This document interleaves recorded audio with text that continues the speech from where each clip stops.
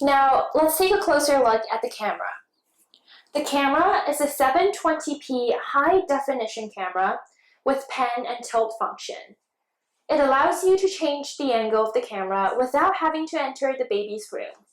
You can do everything from the monitor, and I will show everything to you in a little bit. There's also a temperature sensor in the back, shown here.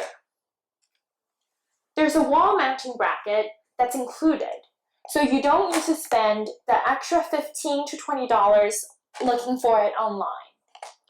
You can mount the camera in two different ways, depending on your needs. For example, if you need to install the camera in the playroom and want a more horizontal view, you can install the camera parallel to the floor like this. On the other hand, if you want to install the camera next to the crib, you can choose to install it vertically to give you a better view of your baby in the crib, and you can use these holes in the back to mount the camera vertically.